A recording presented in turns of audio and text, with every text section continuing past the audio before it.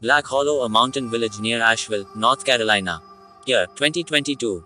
Tired of the hustle and chaos of city life, Aaron Miller, a freelance writer, arrived in this old mountain village in search of solitude. His goal: to write a true horror book that would transform his career. On the outskirts of the village stood an old mansion, abandoned, but with sturdy walls. Locals said no one lived there, but to Aaron, it seemed perfect for his book: silence, mystery, and the scent of age. The owner warned clearly: the mansion is cheap, but there's one condition: if a phone rings at 3:33 a.m., don't answer it. Aaron laughed. There's no signal here, who would even call? The owner simply said, the phone doesn't ring. It awakens by itself. Aaron dismissed it as village superstition. He took the keys and moved in. Inside, the mansion was massive.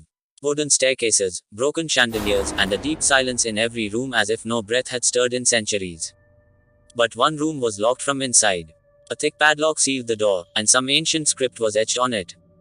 Near the door stood a lifeless old telephone, yellow, rotary dial. The wires were cut, but when Aaron touched it, a faint humming sound came, as if it was breathing. That night, Aaron lay in bed, but sleep didn't come. He felt like someone was walking in the room. He opened his eyes, saw nothing, but a cold breeze filled the space. Suddenly, the wall clock chimed exactly 3:33 a.m. And then the phone rang. Cling, cling, cling. 3 rings, then silence.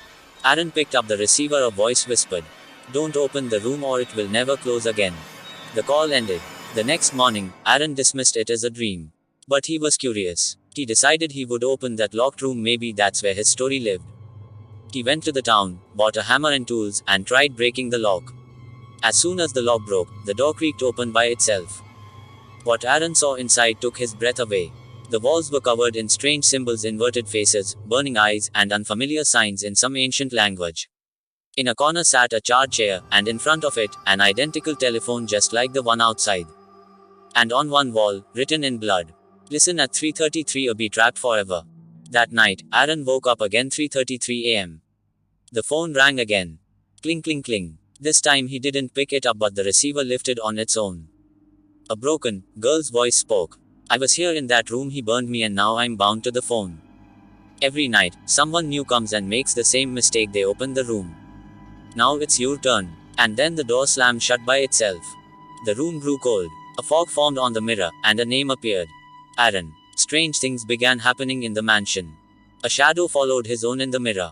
Books opened by themselves, all pages showing just one line. "I'm still here." Every night at 3:33 a.m., the phone rang. And now, even during the day, a voice called out, whispering close.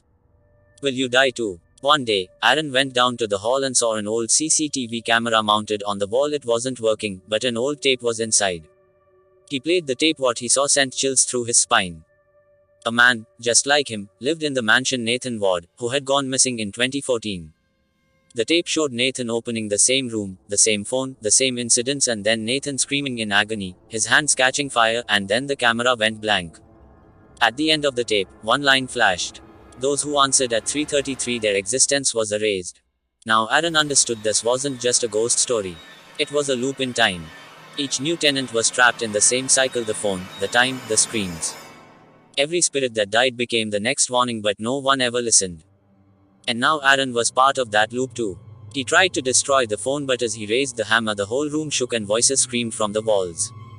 "No, this isn't the way. If you destroy it, we'll all be stuck here." As Aaron hit the wall, a hidden door appeared within it. The door that hadn't been visible before now glowed faintly. But this was no ordinary door, it was a gateway of space and time. As Aaron approached the door, his heartbeat quickened. He knew no one returns from beyond this point. If he crossed it, time and place would lose all meaning.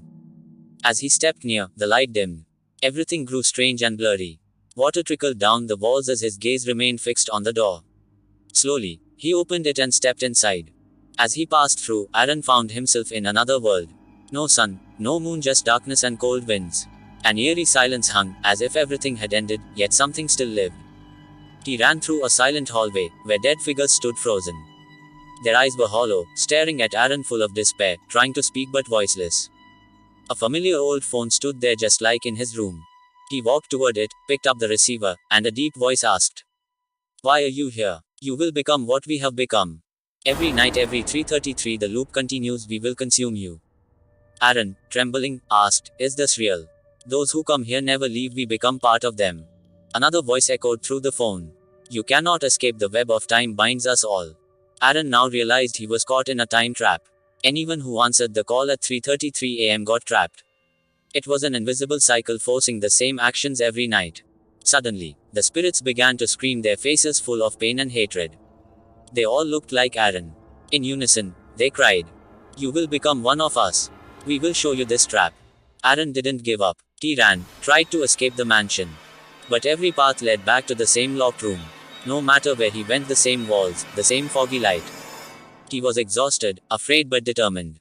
As he moved, he found himself always back where it all began, the phone. He realized this was not just a mansion, but a trap in time. Every night at 3:33 a.m., the same moments repeated. Anyone who entered got stuck in the loop. But what if there was a way out? Suddenly, an old woman appeared, the same voice that had been calling him. She gestured to Aaron and said, "You've chosen right, Aaron. You've found the path to break the cycle." Aaron asked in shock, "But how? Everything's the same. The screams, the room, the phone." She gently replied, "The phone isn't your enemy. It's your guide. It's the doorway out of linear time." Aaron didn't understand. She explained that the voices on the phone weren't just warnings, they were time portals. Those who answered it didn't just get trapped, the same phone could also free them. You must answer it again, but this time, understand that the cycle is bigger than you. Everything is part of a vast conspiracy. If you make the right move at the right time, you can bend the stream of time. Aaron hesitantly picked up the phone. The voice returned, but it was different now. "You won't understand, Aaron, but everything you do is just a game. Many like you are trapped. But you could be the first to escape if you take the step no one ever did."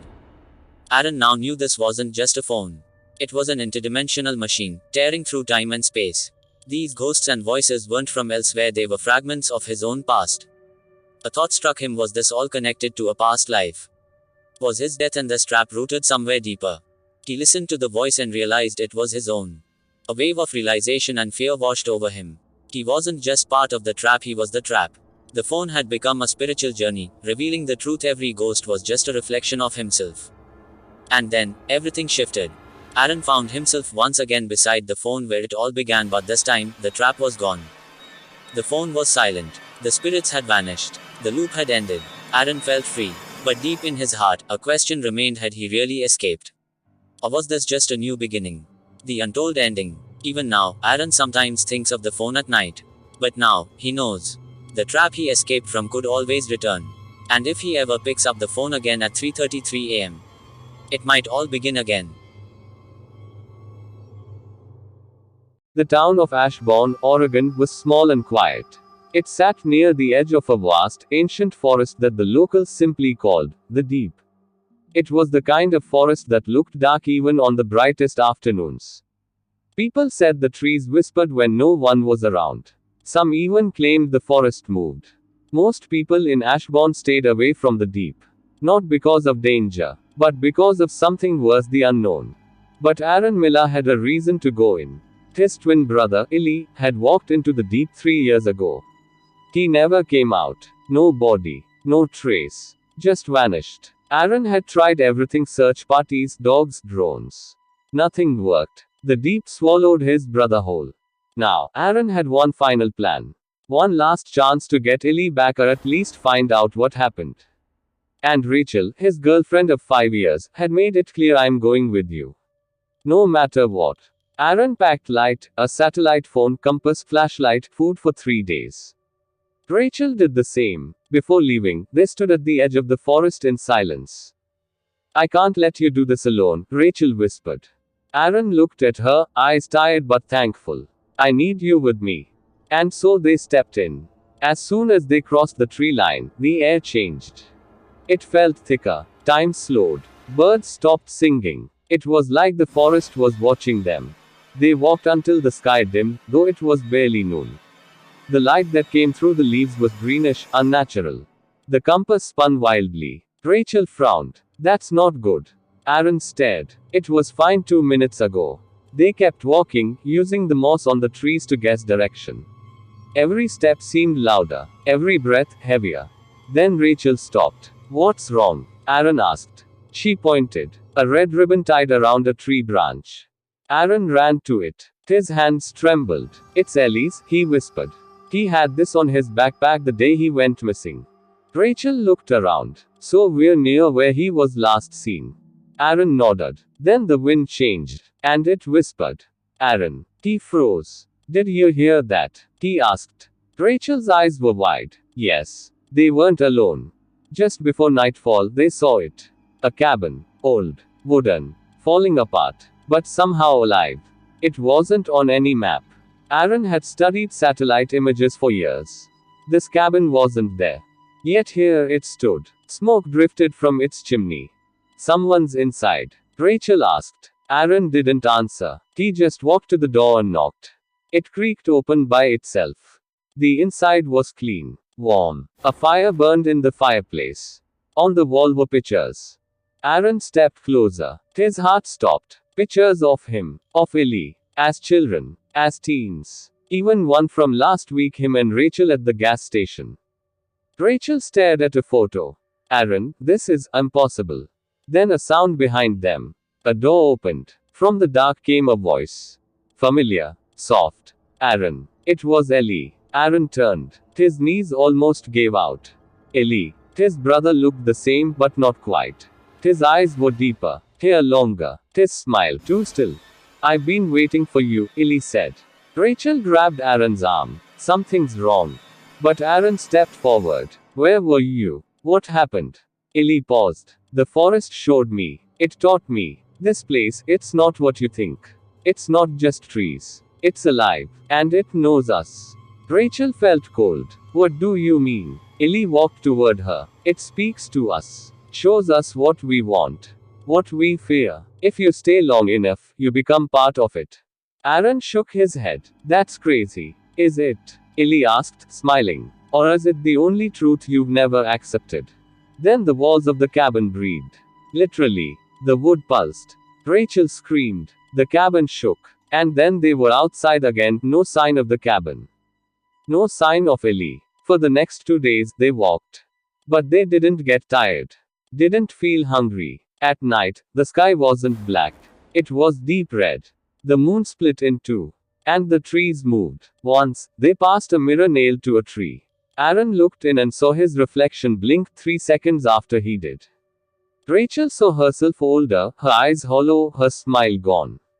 They started seeing memories. Playing like movies in the air. Aaron is a child. Rachel's father yelling when she was little. Ellie screaming, running through trees. The forest was showing them their past. Then it started showing them the future. Rachel, alone, crying on a cliff. Aaron, sitting by Ellie's grave. Then a third future, Aaron and Rachel, hands joined, glowing, their feet rooted in the soil. Rachel whispered, I think it's giving us a choice. They came to a clearing. In the center was a tree taller than any building. Its bark looked like skin. Its leaves whispered their names. Under the tree were 3 doors, standing alone. No walls. Just doors. One was white. One was black. One was made of mirrors. A voice, not male or female, spoke in their minds. One door brings truth. One brings death. One brings change. Only love chooses right. Aaron and Rachel looked at each other. I'll go first, Aaron said. No, Rachel said. We do this together. They held hands and walked to the mirror door. Aaron reached out. The mirror rippled. Then they were pulled in. They fell for what felt like hours. Then they were in a new version of the forest.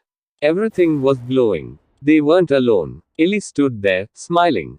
But behind him were hundreds of people who had vanished in the forest over the years.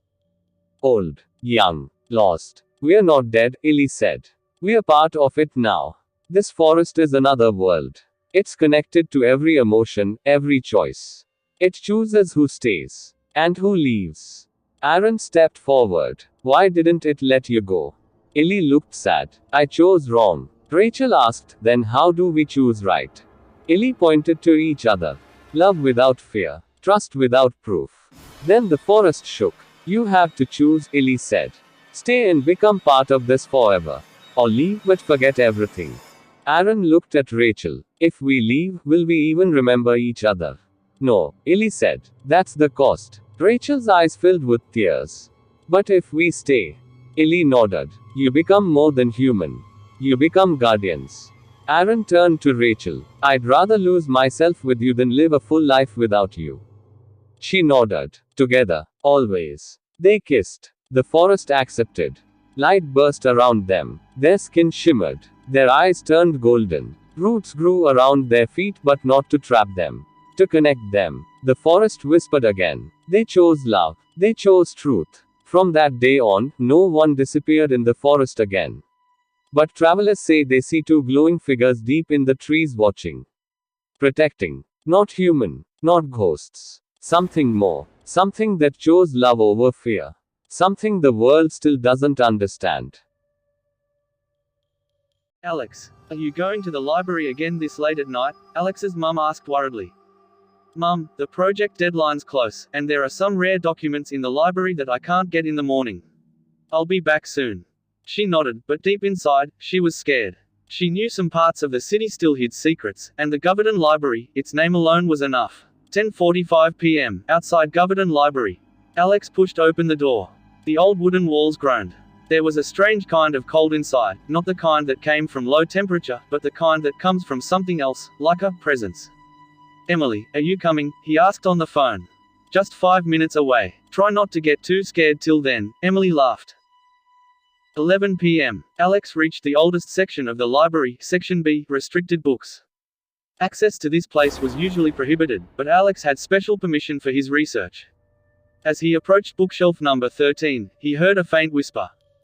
Alex. His heart skipped a beat. Who's there? He turned around. No one.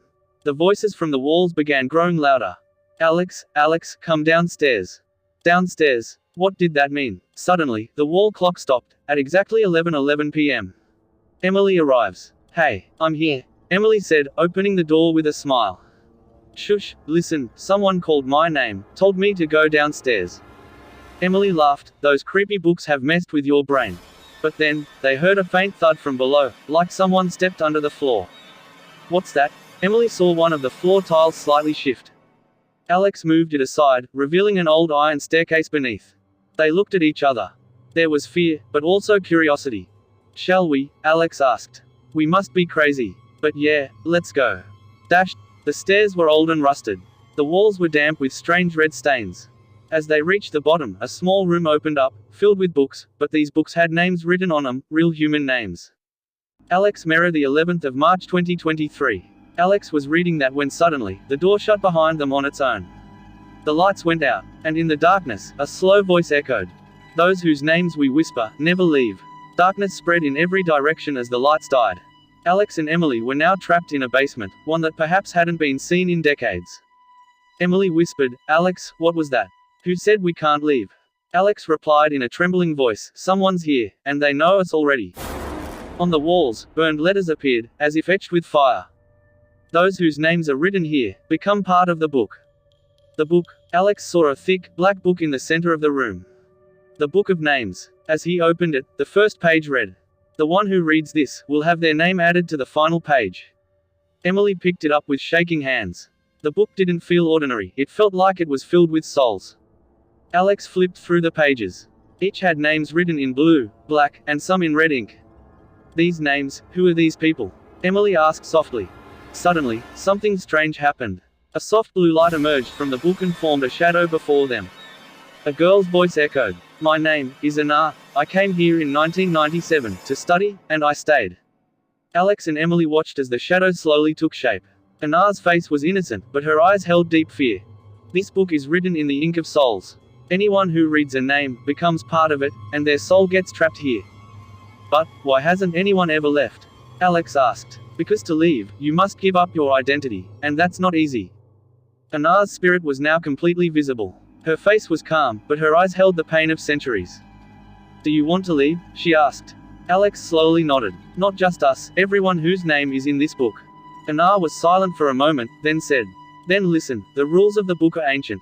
Whoever turns the final page will lose their identity.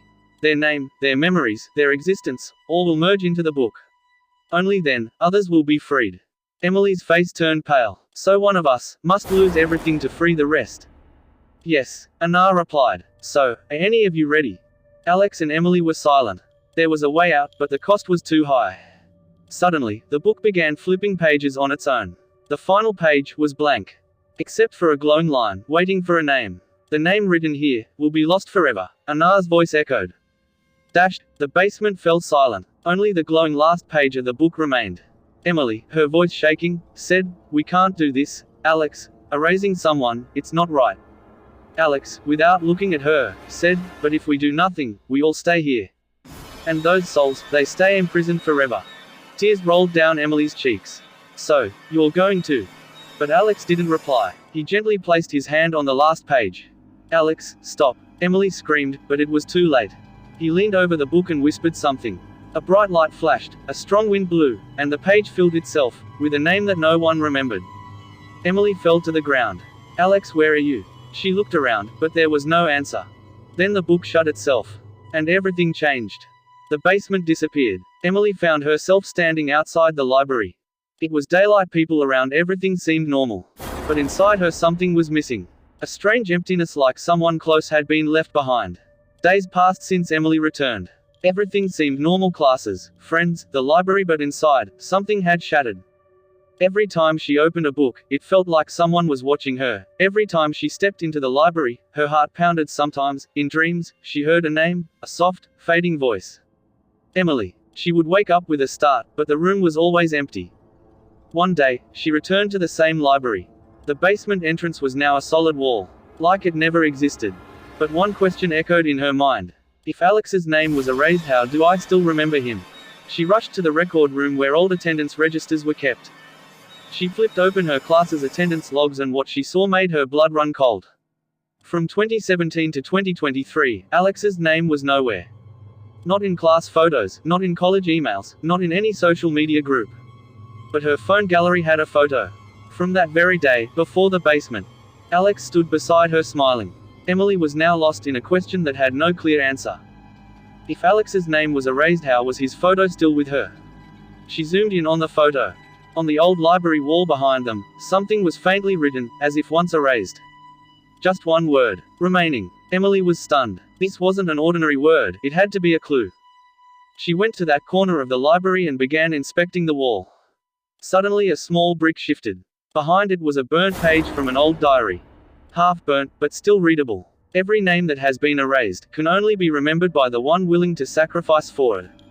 Emily's heartbeat quickened. I've already sacrificed. I didn't forget him. I want to bring him back. She placed that page on the book's final spot. The book, now closed again, began to tremble. Slowly, its cover opened once more. A soft voice from within whispered, "If you truly remember him, then call his name." Tears rolled down Emily's face. She said with a trembling voice, "Alex." A moment of silence. Then golden light burst from the page. A name slowly emerged.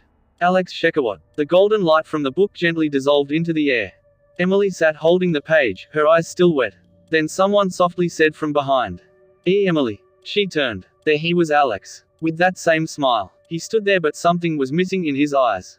"Alex." Emily ran and hugged him tight. Her tears wouldn't stop. But Alex stayed silent. "What happened? You came back, didn't you?" Emily asked. Alex replied slowly, "I remember you, but not myself." Emily went quiet. "I don't know who I am, I only remember your voice, that name Alex." Now Emily understood. His name had returned, but his memories were still lost. Alex and Emily now sat in the library every day. Emily showed him old memories, notes, college stories, books. Slowly Alex began smiling again. His memories started returning, but one mystery remained. That cursed book. It was never torn, never burnt, never truly complete. Emily remembered when they had first opened it, the last page was missing. And when Alex returned, the book reopened as if it still needed its final piece. Emily flipped to the back of the book. Now it held just one line. "The end will belong to the one who completes it." "So this book is unfinished?" Emily asked in shock. Alex softly said, "Or maybe we are its final chapter." They understood they had to write their own ending. Truth, pain, love, everything. Emily wrote the first line in the book.